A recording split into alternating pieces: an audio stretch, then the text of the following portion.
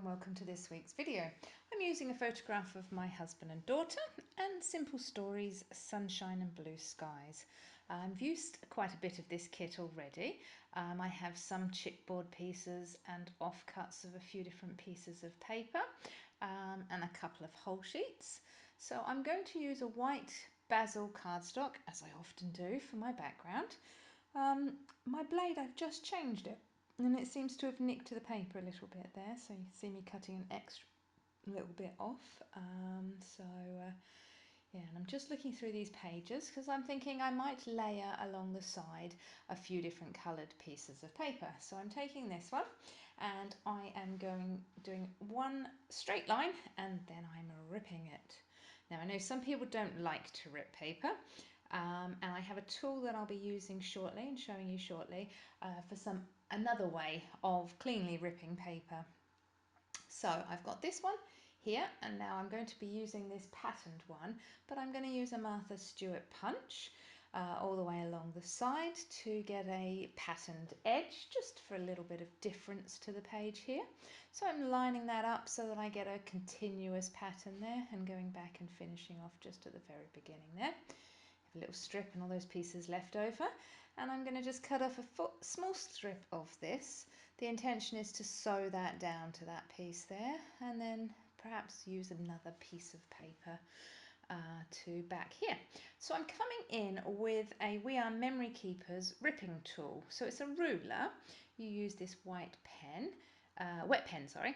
It just wets the paper, so it's just like a felt tip pen, and it wets the paper so that you can easily rip that just holding down the ruler, and it gives you a continuous sort of shape. So it gives a ripped edge without actually ripping it, because you know what you're going to get. And I think that's the problem, that some people don't like to do ripping because they don't know what they're going to get.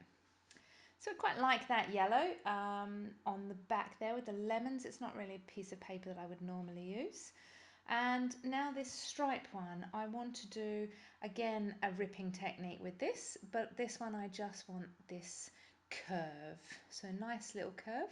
That didn't rip perfectly, but I was able just to tear the extra off because, as I say, it was wet, so I could tell where the edge is.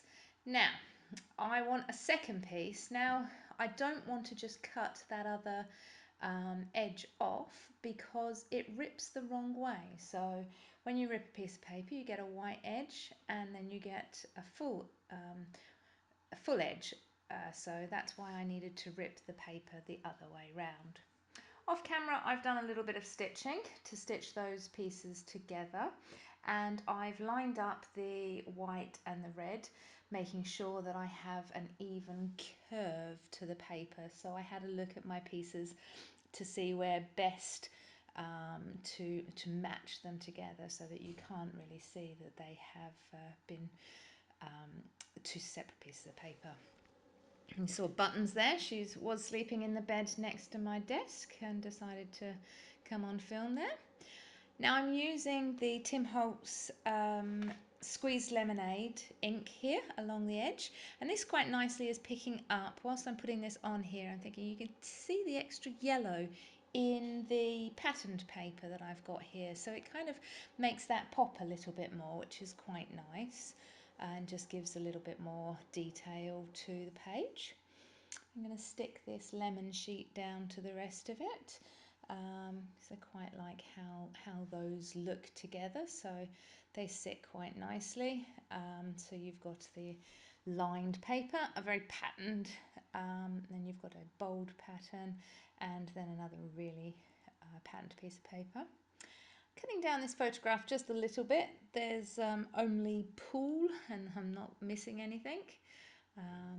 And now I'm thinking about what else I want out of these pages, what little bits and pieces, little words, little pictures I want to add from here. And I'm having a look to see whether this piece will match nicely underneath my photograph, and thinking about using those little cards on this page because I'm not quite sure exactly what I'm going to do with the finished product here.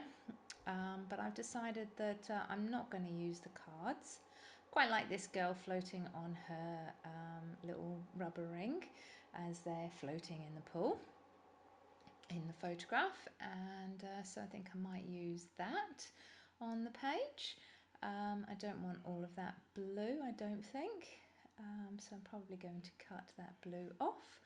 I'm just having a look at these wood chip pieces here, and just seeing if there's anything there that I might want to use. I've got a few bits and pieces left, so I'm just sort of putting those all together to see what I've got and thinking about where I'm going. Now, I'm not sure about this darker piece. I keep playing with it, putting it on there and putting it on the writing piece, and I actually like the writing piece better. I think you've got the word summer going away across this page, and it starts off in blue and then goes into green and then goes to yellow and goes into the red, and I think that will suit better the page that I'm doing here. And so I'm gluing my photograph down so that I can get it in the middle, and then I can cut the paper so that it's a clean and precise border all the way around the photograph. So I'm just lining those up and thinking where we're going to go and what else I'm going to put on this page. I trim this piece, as I say, my trimmer's not giving me a clear cut, so I trim that with the scissors, and then I'm having a look at this with the yellow ink, and decide to cut a few of these leaves out of this paper just to pop behind things as I layer up my cluster of items, and just cutting those off now, just so that I have a few to play with if I want to use them behind everything here. Not sure whether to use the camper van. I quite like this happy place, so I cut this up. I'm going to use this for my title, so I cut all of this up and cut into the writing just to make it a little bit more fancy and to make it stand out a little bit more. And yes, there we go, finishing off cutting into that writing, and just jumped some of that so that you didn't need to watch me cut all of that. So I'm going to use Happy Place as my title for this page. So now I'm looking at what else to use, and I quite like these umbrellas, so I'm cutting those ones out. And my idea for these umbrellas, I wasn't sure whether it was going to work or not, but you can actually see the definition between each one of the spokes of the umbrella. I don't know whether that's the right word to use. So I thought I would cut these and then get out my scoring board and score each one of these so that I can fold it, so that I can pop it up a little bit and make it sort of almost 3D. So I bend that a little bit, just bending them in because I don't want the crease to go all the way through the middle of the umbrella. And then I'm going to pop some little foam dots underneath that, just so that when it pops down on my page it sits up and just gives a little bit more dimension. So I'm doing exactly the same to the blue umbrella as well. The only problem is I have to score it down on the top section because then I can see where they're cutting. So the folds, usually you would do it the other way around. And now I'm just cutting around this little girl because I don't want all of that blue, I just want her. I'm not sure if you could hear a little noise in the background. That's Candy trying to get into the room here. I want to cut the arm so that we don't have that blue through the arm, but unfortunately my cutter there, my knife, seems to have lost its tip and it's a little bit blunt, so I'm going to have to change that before I go in to do some more cutting with that. And now I'm just layering these around, just thinking about where I'm going to put things and what I'm going to use. Quite like that there with the word summer. I was going to use the This Is R.